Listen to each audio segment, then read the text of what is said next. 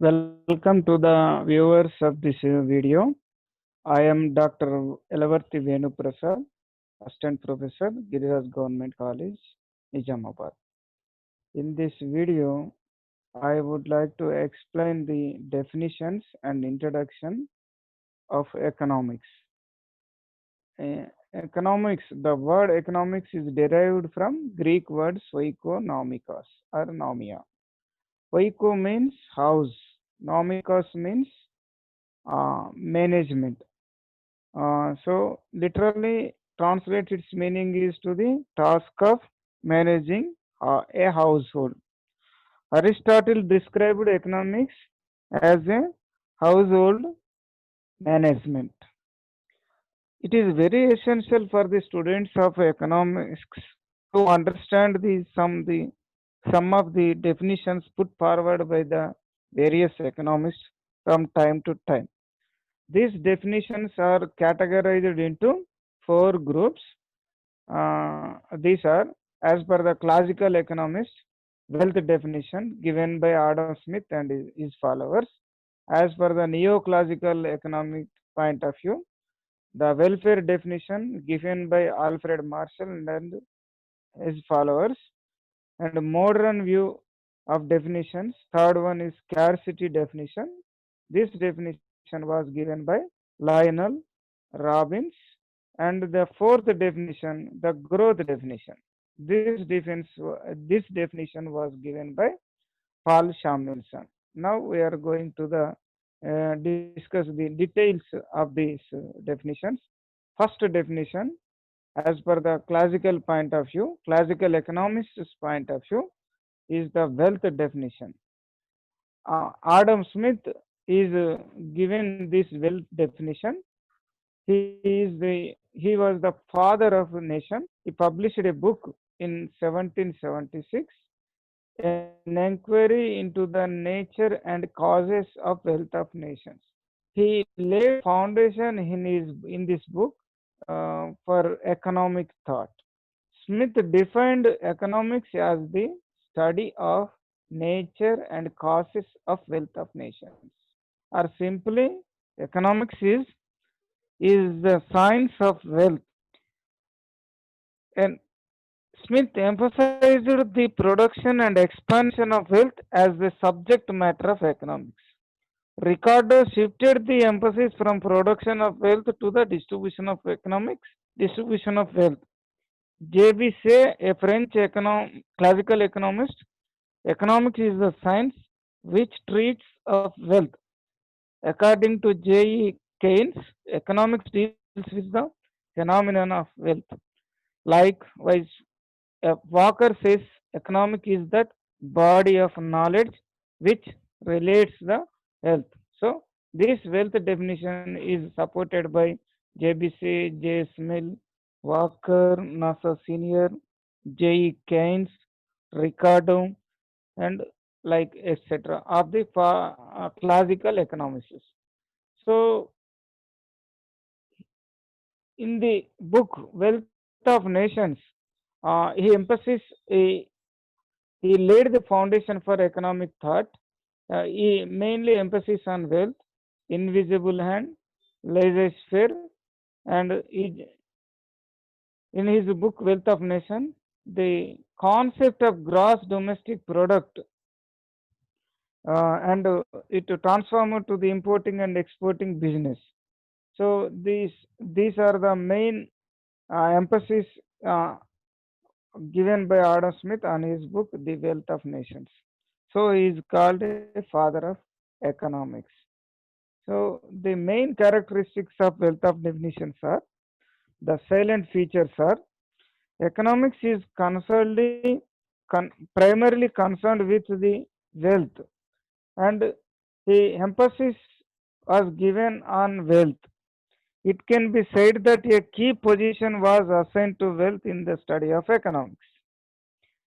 And second feature is in inquiry into the creation of wealth. Material objects are taken into account to this definition, and the role of services has not been emphasized in this.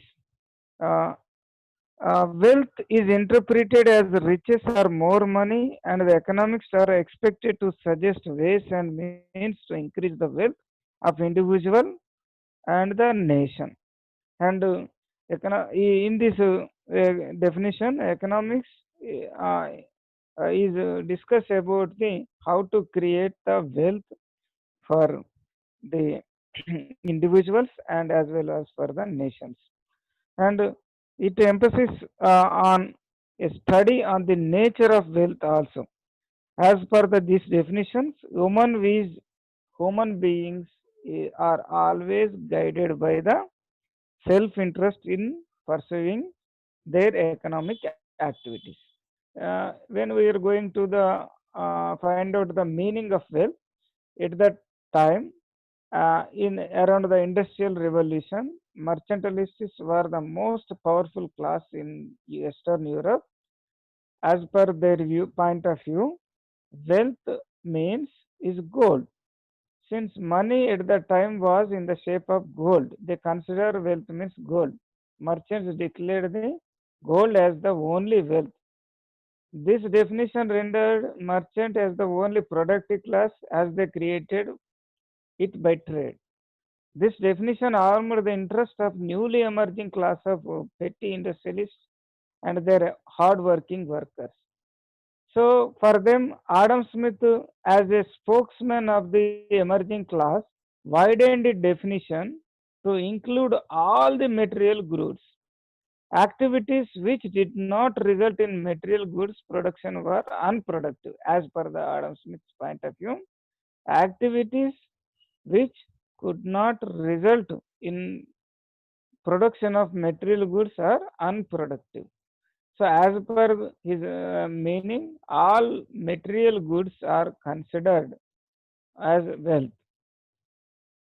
Causes of wealth of nations. Capitalism. Traders were not the only cause of wealth. Freedom of trade and enterprise were the greatest cause for wealth. As per the this wealth definition point of view, freedom of trade and enterprise were the greatest causes of wealth because human beings are born selfish, they have self interest. It is not the benevolence but self interest which guides economic activity. So, left to themselves, each individual would maximize his self interest. Always, individuals are trying to maximize their self interest. In this definition, self interest means they are trying to maximize their income and their wealth. When all the adult citizens of nation maximize their self interest or the wealth, and as well as the nation wealth of nation also would grow fastest way. So why should the mercantilists or anybody else impose restrictions on freedom of individuals? That means freedom to trade, freedom to earn more income or more wealth for their self motive. So he emphasis given more on laissez-faire system and a free market system. Adam Smith focused on mainly focused on free market conditions. Government should not interfere in economic activities. There are some exceptions for this laissez-faire model. While the invisible, as per the Adam Smith's point of view, market market plays a role to equilibrium in the in the economic activities. Markets plays important role. Market demand and market supply try to find the equilibrium between them as per the prices. Market demand and market supply is considered the price of that. So while invisible hand appears into the market to get the equilibrium in the market. So guides, these invisible hands guides which rely on self-interest. There are certain exceptions Where it does not work, these are defense, public utilities, law and order, and justice. As per the Adam Smith point of view, government should enter in these three activities: defense, public utilities, law and order, and justice. To to to meet these expenses, government should collect uh, taxes from the public. So these are the three exceptions for laissez-faire system or free market economy. Except these three, remaining all should be under the private control. Human beings are self-motive. They are always trying to get more wealth. These are the um, main features of the Adam Smith definition. So next, criticism.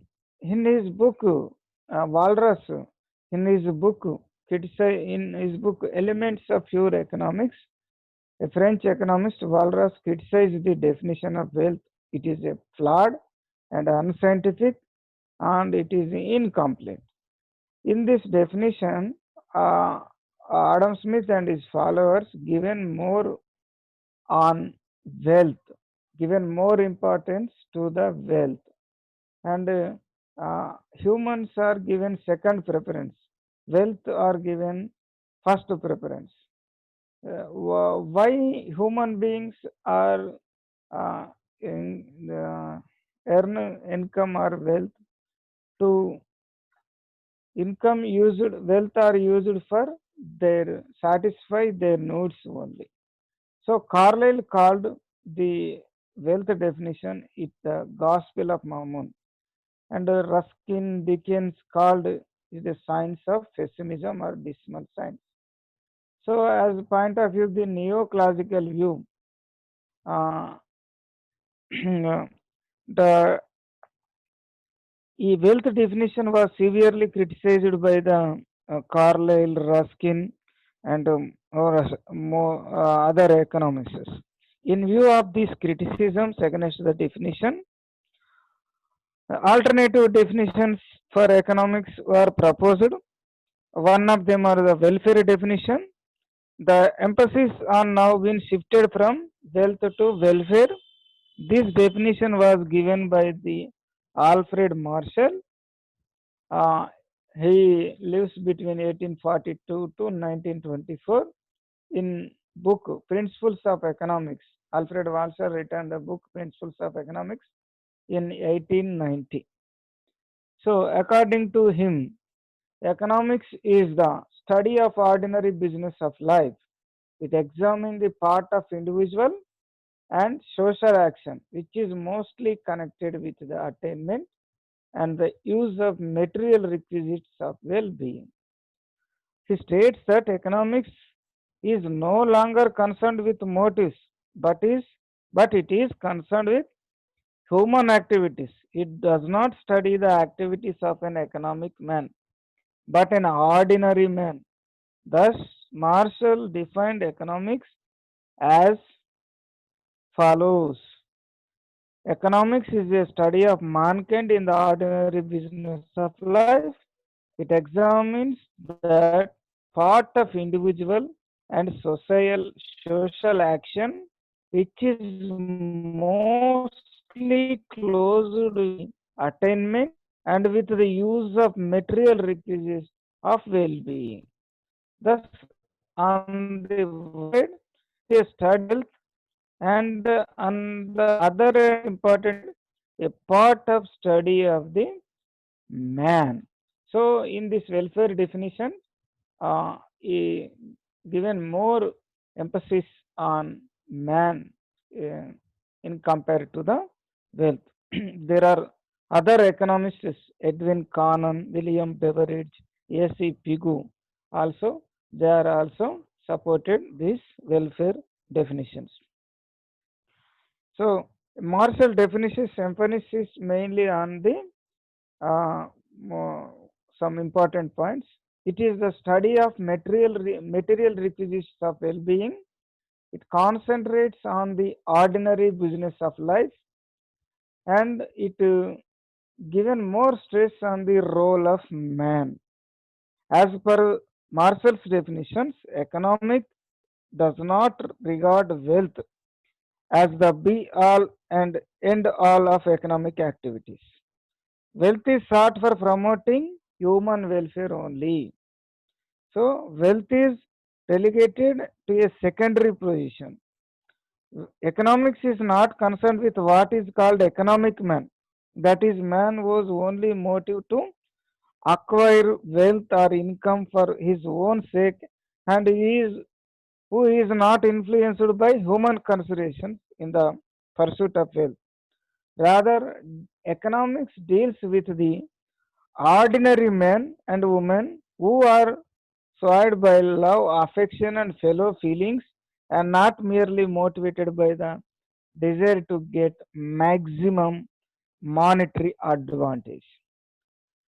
And yet the range of our inquiry becomes restricted to that part of social welfare which can be brought directly or indirectly into relationship, measuring the road of money. This definition also given by the Pigo. These welfare definitions was supported by the Walras, Pareto, Beveridge, and Edwin Cannon also. Economics is a social science and not on which studies isolated individuals or Robinson Crusoes. We study persons living in society, influencing other people, and being influenced by them. So, as per this welfare definition, economic studies only material requisites of well being or causes of material welfare. Therefore, it can be said that it has materialistic aspect and ignores this definition also ignores non-materialistic aspects. So economics, uh, there are some criticism for this welfare definition also. The welfare definition of Marshall and others have been severely criticized by and others with the following. Economics is not restricted to the material things, non-material entertainment and services are also included in this.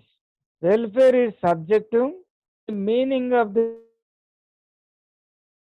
welfare is varies from person to person and country to country and time to time. So it is difficult to segregate material welfare from other types of welfare. So the concept of welfare, but subject to change its interpretation. It differs from and country to country. So this definition was Robbins does not think it right for the economics to confine their attention to the study of material welfare because in the actual study of economic principles both the material and immaterial are so criticism of these definitions. So modern view of third definition, the scarcity definition was given by Lionel Robbins. His period, Lionel Robbins lives between 1898 to 1984. Essay on the nature and significance of economic science in 1932 published. This book was published by Lionel Robbins. In this book, he given definition to economics. His main points is scarcity, unlimited wants, and his approach for definition to economics is analytical way. As per Robbins, economics is the science which studies human behavior as a relationship between ends and scarce means which have alternative uses. So, main features of this definition is human wants are unlimited. To satisfy our means are liquid, but the means are limited to satisfy human wants. and this means limited, but not a limited. It has alternative uses. Means our resources are alternative uses. So these are scarce, and it have alternative uses. So economics is to find out the efficient use of scarce resources. Economics is studied how to utilize these scarce resources for efficiently. Need for choice and optimization. So to satisfy these wants are limited. So he has to select or given a choice to his resources to which wants he. So the in his economic as a point of view, the Robinson economics is the science which studies human behavior as a relationship between the ends and scarce means which have alternative uses. This definition uh, and non-physical resources and services also included. So all goods and services commanding a price fall under the scope of economics. As per his unlimited human wants are classified into necessities, comforts, and luxuries. Necessities for existence, necessities for efficiency, necessities for the convention. And comforts and luxuries are related to time and place depending upon the work and occupation. No watertight compartmentation as a luxury may be comfort or even a necessary for someone at different periods of different times of history. So, in the scarcity definitions, these definitions was also criticized by the economists. It fails to explain why labor, despite being scarce, remains unemployed or underemployed. So, it fails to explain why labor, despite being scarce, remains unemployed and underemployed. So, and it also fails to explain the situations of abundance. In 1929, world faced the Great Depression. In that depression period, no, these classical views are not worked for to solve the depression. As per the classical point of view, if any disequilibrium occurred in the economic system, the automatic adjustment mechanism will act, and the disequilibrium is temporarily occurred temporarily. In long run, that will be solved by automatic adjustment mechanism. An invisible hand operates the market to to get equilibrium position. But in this Great Depression period, these theories are laissez-faire or invisible hand or market economy or government should not interfere in the market activities are not worked out. So the problem uh, uh, is going rapidly to the whole world. It also fails to explain the situations, and as per the Robbins definition, economics is neutral to ends. It ignores the welfare. Modern, so to rectify this criticism, so the growth definition was given by uh, he lives between 2009. He wrote a book, Economics, an introductory analysis in 1948. He adopted a dynamic approach to study the economics by including the concept of economic growth. His main He mainly emphasizes on economic resources, full utilization of resources. As per the Samuelson, economics is the study of how human being, how men and society choose with or without the use of money to employ scarce productive resources which could have alternative uses to produce various commodity over time and distribute them for consumption now and in future amongst various people and groups of society. So, as per the Samuelson, economics is the study of how men and society choose with or without the use of money to choose the scarce productive resources to employ them to produce various commodities over a time to distribute among them at now and future also. So in this definition, he gave dynamic approach, and in this definition, he gives importance of future needs also. If we give importance for future needs, we are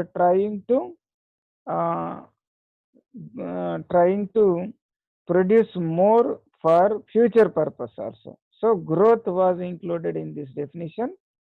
So features of the modern growth is uh, growth orientation and dynamic allocation of consumption and distribution, improvement of resource allocation also given more emphasis in this modern definition or growth definition. This definitions is also given accepted by the most economists. And finally, Jacob Weiner given the definition is that economics is what economists do. So this explains the what economists do means during nowadays the scope of economics are widening. The problems related to economic activities also are widening. So economics always trying to solve or trying to solve these arising problems as well as existing problems, and the subject matter and the scope of economics also widening by day. So that simply Jacob Weiner explains that economics is nothing but what economists so to do. To put it summary by all these definitions, the modern definitions of economics is the most comprehensive of all the definitions, all the issues that were highlighted in this modern definitions. In addition, the issues of development of backward economy as well as the growth in a nature of capitalist economy from a part of this definition, this modern growth and development definition. So economics is it stand today is built on the basis of the comprehensive decisions. So thank you one and all. Thank you for this